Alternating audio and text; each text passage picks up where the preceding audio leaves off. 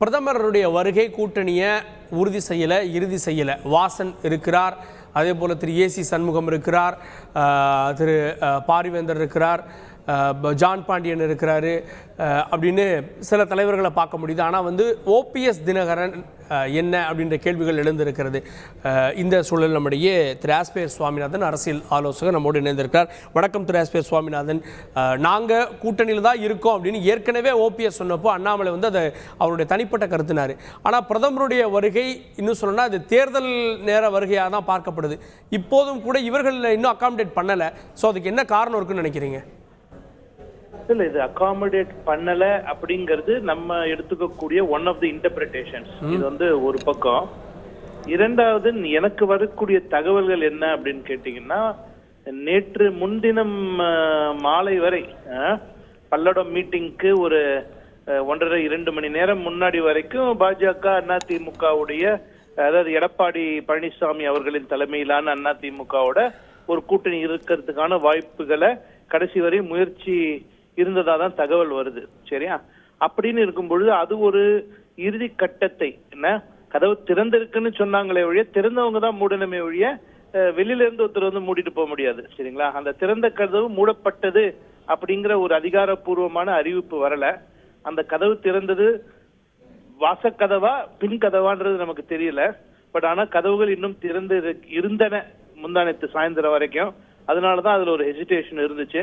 இல்லைன்னா எனக்கு வர்ற தகவல்கள் முதல்லயே இவர் கோயம்புத்தூருக்கு போவதாகவும், அங்கு பல்லடத்துல பிரதமரை வழக்கம் போல ரிசீவ் பண்றதாகவும் அதெல்லாம் அஜெண்டால இருந்ததாக சொல்லப்பட்டது.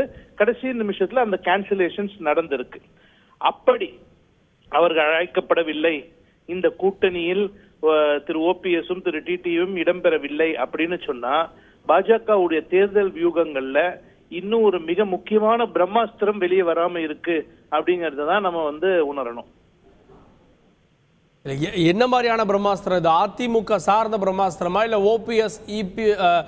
ஓபிஎஸ் தினகரன் சார்ந்த பிரம்மாஸ்திரமா? அது பாஜகவால விடக்கூடிய பிரம்மாஸ்திரம் பாஜக வளர்ச்சிக்கு என்ன தேவையோ அதுக்கு உண்டான பிரம்மாஸ்திரமா தான் இருக்கும். இனிமே சின்னத்தை முடக்க முடியாதுன்னு வெளிப்படையா இபிஎஸ் சொல்லிட்டார் சார். சின்னத்தை முடக்கிறது ஒரு பிரம்மாஸ்திரமே இல்லைங்கிற நான். சின்னம் மட்டும் ஒரு போருடைய இதை அந்த சின்னம் தான் முக்கியம்னா 2019 ஒரு சீட்டு போக பாக்கி 38 சீட்டு தோத்திருக்கணும்ன்றது இல்லையா? அந்த சின்னம் இருந்துச்சே. சின்னம் alone is not the point here. நான் போறதா வர தகவல்லாம் போய் வதந்திய பரப்புறாங்கன்னு வேலுமணி சொல்லிட்டாரு, அம்மன் அர்ஜுனன் சொல்லிட்டாரு. கண்டிப்பா அப்படிதான் சொல்லுவாங்க. நான் இந்த அரசியல்ல 10-12 வருடம் இருந்த வரைக்கும் அப்படிதான் என்னையும் பழக்கி விட்டுருக்காங்க. இதெல்லாம் வதந்திகள் தான், இதுதான் அதே அம்மன் அர்ஜுனன் நேத்து யாரோ 2 பேர் வரதா சொன்னாங்க. அவங்க சொன்னாங்க அங்கிருந்து 2 பேர் வராங்க. சோ 2 பேலன்ஸ் ஆகி கடைசியில யாருமே இங்க இருந்துமே வராம போயிட்டாங்க.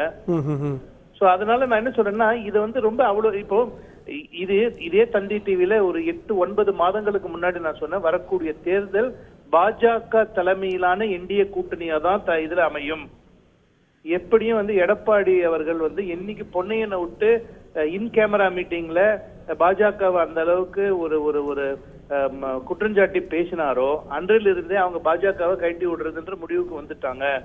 இதே வார்த்தையை பேசிய கேசி பழனிசாமி 2019 தேர்தலுக்கும் போது கட்சியை விட்டே நீக்கப்பட்டார். அதை விட 10 மடங்கு இன்னும் வன்மையா பேசியிருக்கிற பொன்னையன் இன்னும் கட்சியில தான் இருக்காரு. இதே பேசின தம்பிதுரை இன்னும் கட்சியில தான் இருக்காரு. அப்படிங்கும் பொழுது அவர்கள் எதிரொலிப்பது திரு எடப்பாடி பழனிசாமி அவர்களின் குரலைத்தானே வழியே ஒரு பல்ஸ் விட்டு பாக்குறது, கொஞ்சம் கொஞ்சமா ட்ரை பண்ணி கடைசியில அப்படியே லாஸ்ட் மினிட்ல கைட்டி விட்டுட்டு they want to make or position themselves as the guardian of the minorities. அதை அப்படியே நம்பி எல்லா ஓட்டும் தனக்கு வந்துருச்சு அப்படின்னு இப்போ ஒரு மாயில அதிமுக எடப்பாடியார் தலைமையிலான அதிமுக இருக்கு. அது ஒரு தவறான பிம்பம். அது ஒரு பக்கம் இருக்கு. Coming back to your question, it is too early to say டிடிவியும் ஓபிஎஸ்ஸையும் தனியா விட்டுட்டாங்களா அப்படின்னா விடல. It is for granted that OPS is already in line. Thiru Annamalai அவர்கள் சொல்லும் போது ஒரே நேர்கோட்டில் எல்லாம் வரணும்னா அவங்களாம் ஆல்ரெடி கோர்ட்ல வந்துட்டாங்க. அதை மீடியாக்கோ யாருக்கோ ப்ரூவ் பண்ண தேவையில்லை. ஓபிஎஸ் ஒரு ரெஜிஸ்டர்ட் பார்ட்டியோ இல்ல எந்த விதமான ஒரு இது இல்லாத ஒரு நிலைமையில இன்னைக்கு இருக்கும்பொழுது அவர் என்னன்னு சொல்லி அந்த மேடையில் ஏற்ற முடியும். சோ அப்படின்ற காரணத்தினால அவங்க ஆல்ரெடி நம்மளோட இருக்காங்க. பாஜக தலைமையிலான கூட்டணியில பாஜக இருக்கக்கூடியது ஒரு 6 தொகுதிகள். என்னுடைய கணக்குல பாத்தீங்கன்னா கன்னியாகுமரி, தூத்துக்குடி, திருநெல்வேலி, சிவகங்கை, ராம்நாடு, இந்த 5 தொகுதி பாஜக, தென்காசி 6 தொகுதி சவுத்ல பாஜக தாமரையில அவங்களுடைய கேண்டிடேட்ஸை வச்சு போட்டியிடுவாங்க. இதை தாண்டி இருக்கக்கூடிய தேனி, திண்டுக்கல் போன்ற மற்ற எல்லாத்திலுமே வந்து கண்டிப்பா திரு டிடிவி அவர்கள், திரு ஓபிஎஸ் அவர்களுடைய ஆதரவாளர்களுடைய வாக்குகள் வேண்டும் அப்படின்றதுதான் திரு அமித்ஷாவும் நினைப்பாரு, திரு மோடியும் அப்படிதான் நினைப்பாங்க, பாஜகவும் அப்படிதான் நினைக்குது. அதனால they will not discount it. ஆனால் பலமுறை அவர்கள் சொல்லிட்டாங்க நாங்க we are in line with that அப்படின்ட்டு. அப்படின்னும் போது அதுல டிஸ்பியூட்டே கிடையாது. இப்ப மக்களுக்கு எங்க குழப்பம் இருக்கு, திரு வாசன் அவர்கள் இங்க அங்க இங்க போயிட்டு வந்துட்டு இருந்தாரு, அவர் எங்கன்றத மக்கள்கிட்ட எடுத்து சொல்ல வேண்டிய ஒரு நிர்பந்தம் இருக்கு. அதனால பேசினாங்க, அவங்க அனௌன்ஸ் பண்ணாங்க that we are together அப்படின்ட்டு. அவ்வளவுதானே வழிய இதுல இதை தாண்டி நம்ம ரொம்ப யோசிக்கிறதுக்கு ஒண்ணும் இல்ல. அடுத்த ஒரு 3-4 நாட்கள் பிரதமர் மார்ச் முதல் வாரம் திரும்பி மறுபடியும் மகாபலிபுரம் நிகழ்ச்சிக்கு வரதுக்கு முன்னாடி இது எல்லாமே தெளிவாகி there will be a clarity அப்படிங்கறது என்னுடைய அபிப்பிராயம். நன்றி திரு எஸ்.பி. சுவாமிநாதன். பிரம்மாஸ்திரம் இருக்கின்றீங்க, அந்த பிரம்மாஸ்திரம் எப்போது ஏவப்பட இருக்கிறது அப்படின்றத பொறுத்து வந்து பார்க்கலாம். செய்திகளை உடனுக்குடன் தெரிந்து கொள்ள உடனே சப்ஸ்கிரைப் பண்ணுங்க.